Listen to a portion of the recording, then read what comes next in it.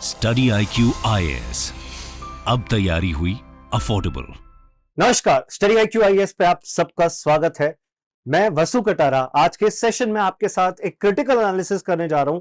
बहुत important topic है कि इंडिया का जो हमारा अर्जुन मेन बैटल टैंक है, क्या वो ग्लोबल लेवल पर बाकी देशों के द्वारा सप्लाई किए जाने वाले टैंक्स को एक्सपोर्ट मार्केट से हटाकर खुद एक बड़ा लीडर बन सकता है in the export market of various tanks, with Russia living a void, जिसका मतलब है रशिया एक्सपोर्ट मार्केट से लगभग गायब सा होता जा रहा है। खुद वो यूक्रेन रशिया वॉर में बिजी है, तो कहां से दुनिया के बाकी देशों को वेपन्स एक्सपोर्ट करेगा? यूक्रेन और रशिया जो एक टाइम पे सबसे बड़े एक्सपोर्टर थे, आज वो खुद युद्ध में बिजी हैं। तो अब अपॉर्चुनिटी आ गई इंडिया के पास कि इंडिया अपने अर्जुन मेन बैटल टैंक को एक्सपोर्ट कर सकता है, और डिमांड भी आ रही है। ऐसा नहीं कि इंडिया के टैंक की डिमांड नहीं है। ग्लोबल लेवल पर अर्जुन एक बड़े कंटेंडर के तौर पे उभरता जा रहा है। मतलब अगर आप देखेंगे, अर्जुन जो है हमारा इंडिया का मेन बैटल टैंक, ये यूनाइटेड किंगडम के चैलेंजर 2 या तो कनाडा के लियोपर्ड या यूएस के एब्राहम टैंक के वेट के मुकाबले it is of the same weight. अगर आप वजन देखेंगे, इनफैक्ट ये आपको एक बहुत स्ट्रॉन्ग, एक बहुत बड़ा कंटेंडर देखने मिलेगा। उसके अलावा वजन तो एक इंपॉर्टेंट चीज होती है टैंक के लिए। टैंक कितना स्विफ्टली आगे बढ़ सकता है, कितना तेजी से आगे जा सकता है, उसमें भी इंडिया का अर्जुन मेन बैटल टैंक कहीं पीछे नहीं है। इनफैक्ट इंडिया के ऑर्डिनेंस फैक्ट्री बोर्ड के पास इंडियन आर्मी से ही 118 ऐसे टैंकों का ऑर्डर आया है कि इंडिया में बनाओ अर्जुन मार्क 1 MK1 वेरिएंट को और इंडियन आर्मी को सप्लाई करो। इसीलिए एक बड़ा favourite heavy weight combat vehicle बनता जा रहा है अर्जुन MK1, और इसके साथ साथ अर्जुन ग्लोबल लेवल पर भी अपनी डिमांड बढ़ते हुए देख रहा है। So main objective of creating this weapon was to create a state of the art tank, ऐसा टैंक जो दुनिया में अपना डंका बजवा सके, with superior fire power and high mobility, Tej speed हो, हमला करे तो नष्ट कर दे अपने दुश्मन को, और प्रोटेक्शन प्रोवाइड करे इंडिया के डिफेंस फोर्सेस को, या जिस देश को भी सप्लाई कर रहे हैं उस डिफेंस फोर्सेस को। इसीलिए DRDO के द्वारा, डिफेंस रिसर्च डेवलपमेंट ऑर्गेनाइजेशन के द्वारा यह प्रोजेक्ट शुरू किया गया था। अभी जो हमारे पास लेटेस्ट टैंक है, इंडिया के पास जो अभी करंटली लेटेस्ट टैंक है, ये कोई एक दो दशक पुराना नहीं है। It is a project of 1972, 50 साल पुराना प्रोजेक्ट है। इंडिया और पाकिस्तान के युद्ध के बाद प्रोजेक्ट इनिशिएट किया था DRDO के द्वारा, डिफेंस रिसर्च डेवलपमेंट ऑर्गेनाइजेशन के द्वारा, जहां पे इंडिया चाहता था कि कॉम्बैट व्हीकल को, ऐसी गाड़ियां, ऐसी मूवेबल ऑब्जेक्ट्स या movable patrol vessels India build करे, ऐसे व्हीकल बिल्ड करे जो कि दूसरे देशों के टैंक से लड़ सकते हैं। तो इंडिया को कॉम्बैट व्हीकल बनाने थे, उसके रिसर्च एंड डेवलपमेंट को बढ़ावा देने के लिए DRDO ने इसे शुरू किया था। अब बाकी देश भी तो टैंक सप्लाई करते हैं। आप अगर T90 टैंक के बारे में थोड़ा बहुत वाकिफ है, ग्लोबल लेवल पर इन्होंने सबसे ज्यादा आतंक मचाया हुआ है। These are one of the best, one of the strongest military tanks in the world. कई सारे कंट्रीज T90 टैंक्स को खरीदते थे, बट अर्जुन से अगर आप कंपेयर करोगे तो Arjun has out performed the T90 tank. इस वजह से ही तो ग्लोबल लेवल पे डिमांड आ रही है।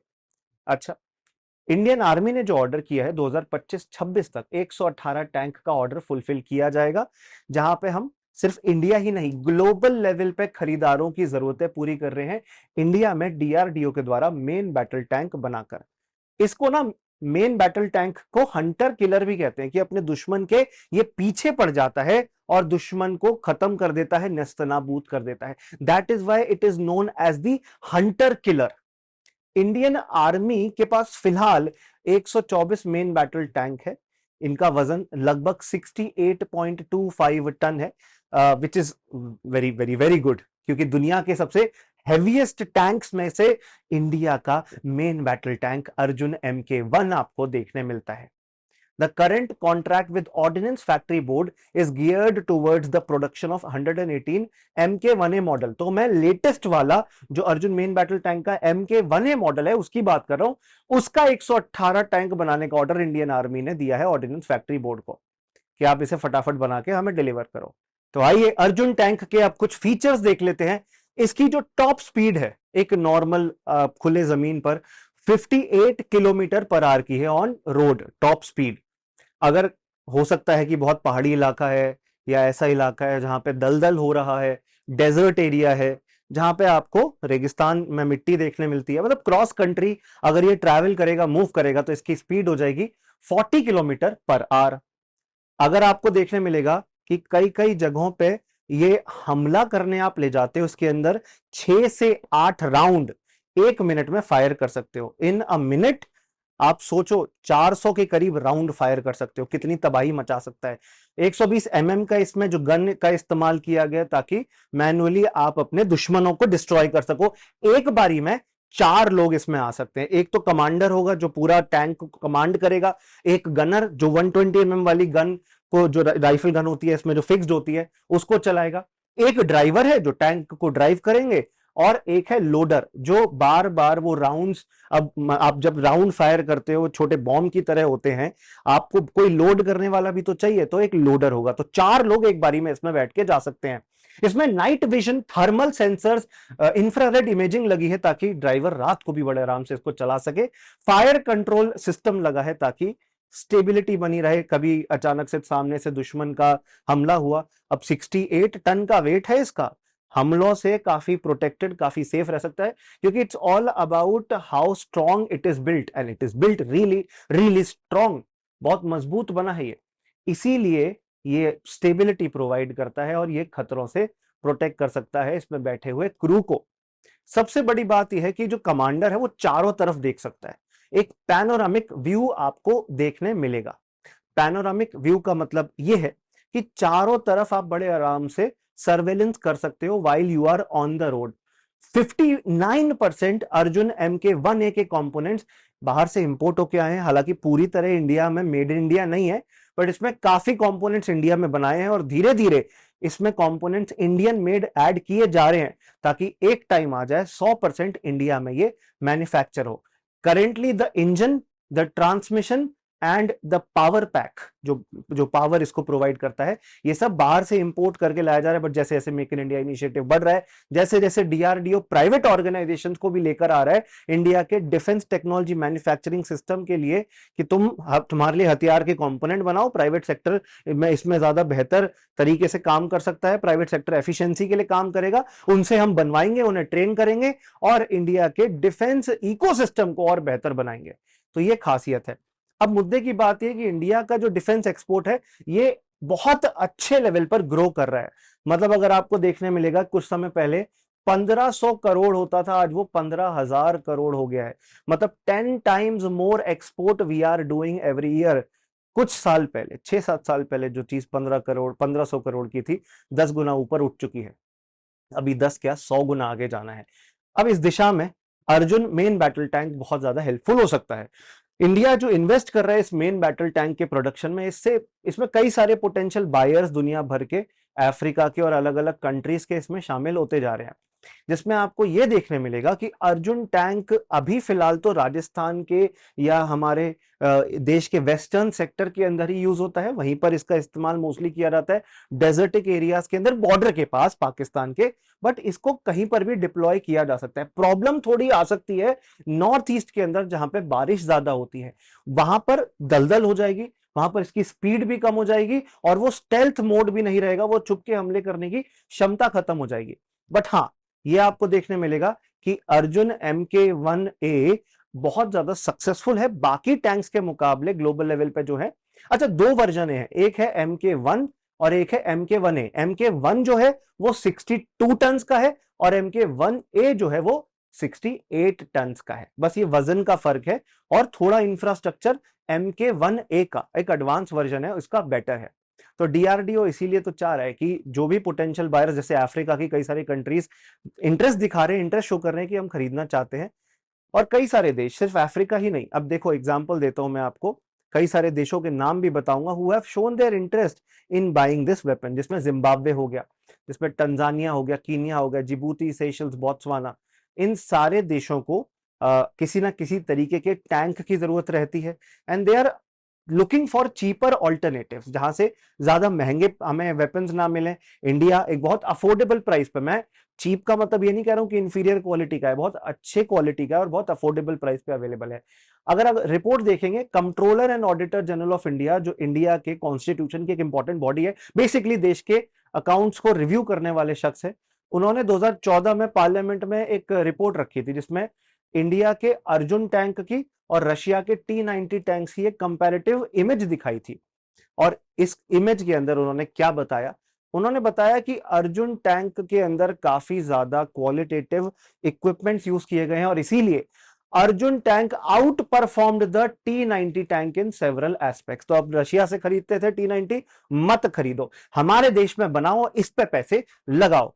4 पैरामीटर्स के हिसाब से नापा गया था फायर पावर की, जब हमला किया जाएगा तो कितना नुकसान पहुंचेगा, सर्वाइवेबिलिटी कि अगर ये हमला होता भी है तो दुश्मन बचता है कि नहीं बचता, रिलायबिलिटी, अलग अलग आपके थिएटर ऑफ वॉर में क्या ये युद्ध में इस्तेमाल होने लायक है, मतलब अगर पहाड़ों पे लड़ना है, रेगिस्तान पे लड़ना है, ऐसे एरिया में जहां पे बहुत ज्यादा बारिश होता है, स्वैम्प बन जाता है, दलदल होता है, वहां लड़ना है, तो क्या ये रिलायबल वेपन की तरह यूज हो सकता है। और ऐसे कई सारे पैरामीटर्स के तौर पे रिव्यू किया गया था। कई सारे अफ्रीकन कंट्रीज के पास भी टैंक के कई सारे बड़े बड़े फ्लीट्स, बड़े बड़े कंटिजेंट्स होते थे। जैसे इजिप्ट का अगर मैं एग्जांपल दूं, 4295 टैंक दे हैड। अल्जीरिया 1000 के करीब, 1000 टू 1200 के करीब टैंक्स।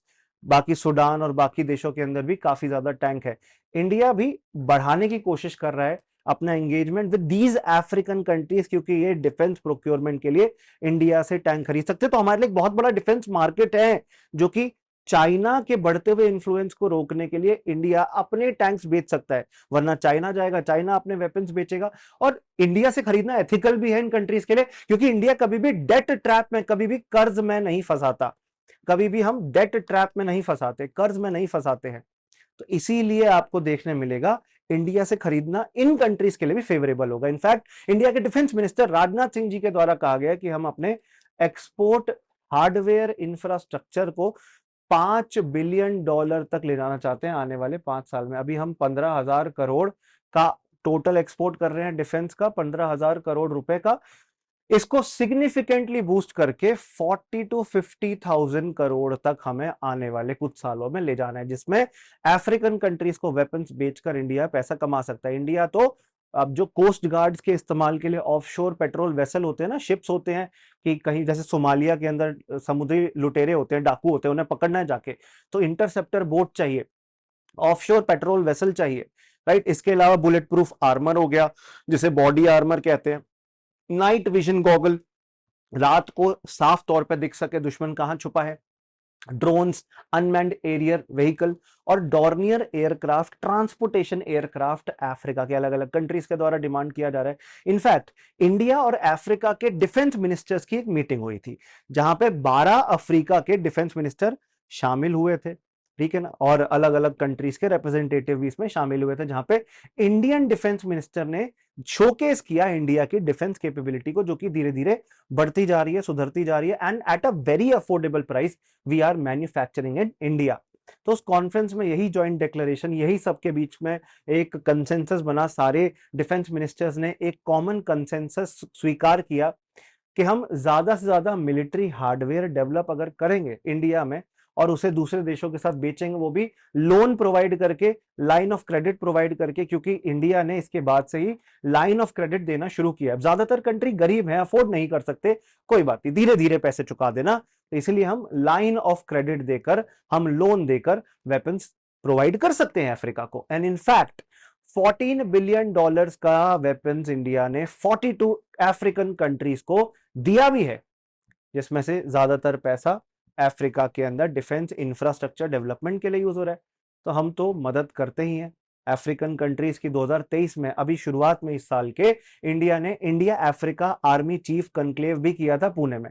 अफ्रीका के अलग अलग कंट्रीज के आर्मी के लीडर्स आए थे, इंडिया के साथ उन्होंने अग्रीमेंट साइन किए अलग अलग इंडिया ने। इंडिया के मिलिट्री इक्विपमेंट्स को दिखाया, अर्जुन मेन बैटल टैंक को दिखाया, पिनाका रॉकेट लॉन्चर्स को दिखाया। पिनाका रॉकेट लॉन्चर्स तो सेंट्रल एशियन कंट्रीज को भी दिए गए हैं, राइट, कई सारे देशों को दिया गया जिन्होंने नेस्तनाबूद कर दिया है दुश्मन के इंफ्रास्ट्रक्चर को। तो बहुत highly efficient, highly beneficial equipments हैं।